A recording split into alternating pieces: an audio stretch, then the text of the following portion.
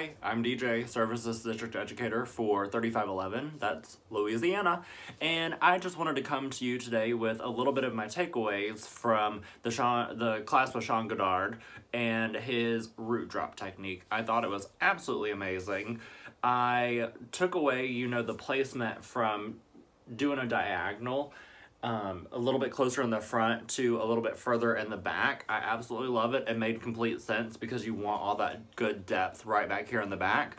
So what I'm going to do with my lovely model today is we have her highlighted, we have her balayaged, we did a nice little foliage, but I think for the fall it would be really amazing to take her a little bit deeper at the root. Not too much, but just enough to where we have a little bit of contrast from the scalp, and then of course keep the brightness on her ends because she's worked very hard for that. So I've mixed up a little bit of 07 NB in Shades of Q gloss, and I mixed in with the Precision Application Processing Solution, and we're gonna put that on, and I'm just gonna run you through a little bit of how I place it. What I've done for a little bit of pre-work is I went ahead and did a global application for a root retouch with the 07 NB Shades of Q gloss, and now what I'm going to do is I'm going to demo a little bit of, so you see I have my root retouch right on there about the first ½ inch, and what I want to do is I want to load my brush ever so slightly, not too much product, and I'm going to take it and go at a diagonal placement, keeping less product towards the hairline and gradually moving up in a diagonal backward section, well, diagonal forward, sorry, section as I get closer to the crown of the head.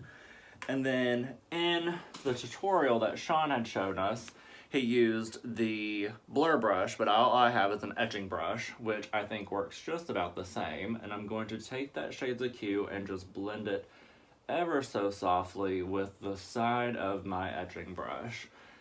But I'm going to lift and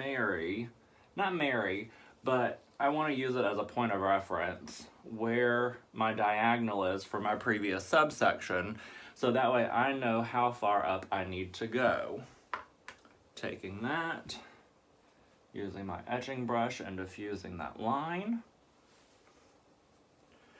And then I'm going to take another horizontal subsection and I'm going to over direct it,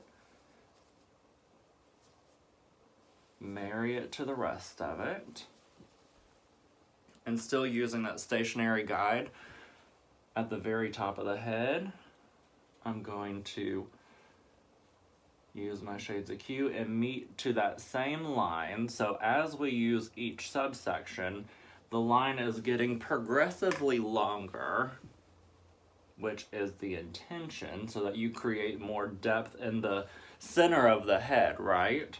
So, and that's also why I wanted to keep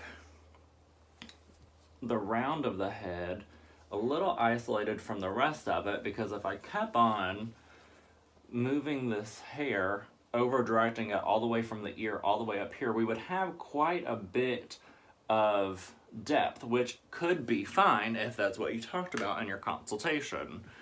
But for me, I want to still keep a little bit of light and brightness around the face, so I'm not going to marry all of this all the way up here. What I'm going to do is I'm going to create myself a new guide right at the curve of the head. So I'm going to take a new, let me isolate this just a little bit more. There we go.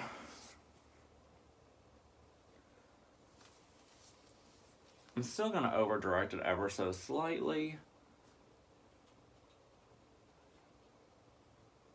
but just keeping in mind where that curve of the head is so that I don't create too much depth where it's not wanted.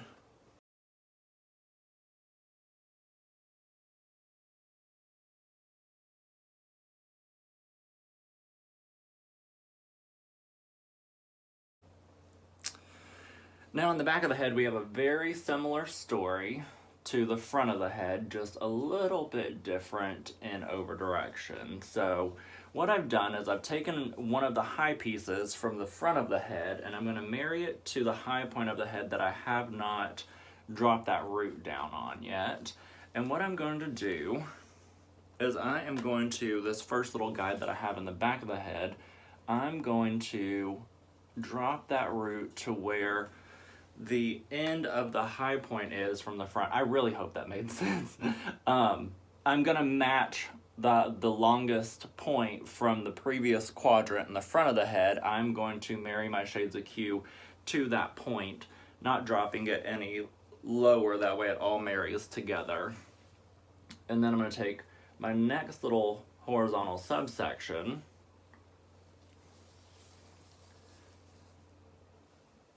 get my guide out of there.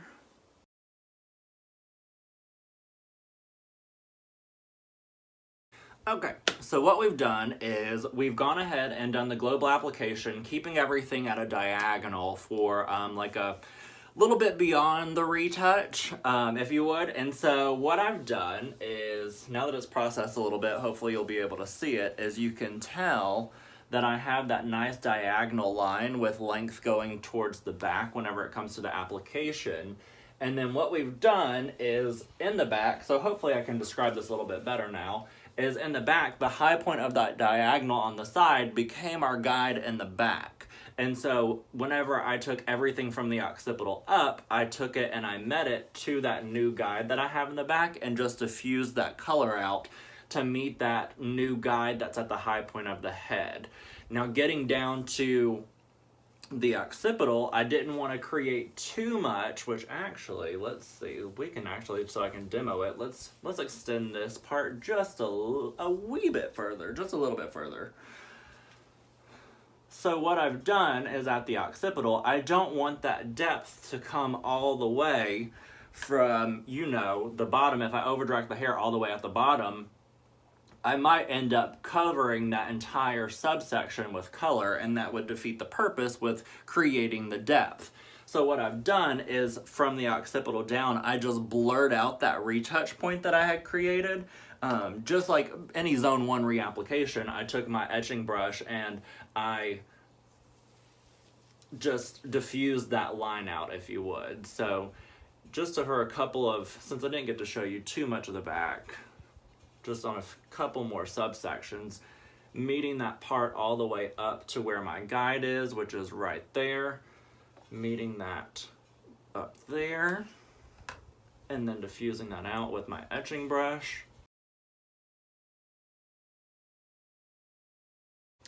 Alright, so I think we have an absolute winner. I love the dimension from this. I love that we're still, you know, bright and light around the face. We still have those really nice pops of color. And then in the back, if we look at the back, we have that nice bit of depth right through the body of this hair. And you see there's no lines of demarcation, but we're still really light and bright right on the outside. Let's brush her out a little bit. There we go. Still light and bright on the outside, very blended, very seamless, and it would be like if you're doing a balayage, but reverse, so like a reverse balayage, because if you think about our guests who are blonde, they might want just to change it up a little bit for the fall, for the winter, and this is a great way to maintain her blonde. Sorry. A great way to maintain her blonde, but also give her some nice depth, give her some nice shine. It's very quick and easy. It only took 20 minutes to process, barely any time to apply, just like you're doing another root touch-up. So I absolutely love it. It's a way to add a ton of value to the service without cutting into any other appointment times or anything like that, because it doesn't take very much longer. I wish I would have blow-dried her a little bit further over to the side, because her bangs, you see, they keep on wanting to go right into her face, which is going to look really good whenever I curl her. So I'm really excited for this look today. I'm really excited that I learned this technique. Thank you for teaching it to us, and I'll see you later.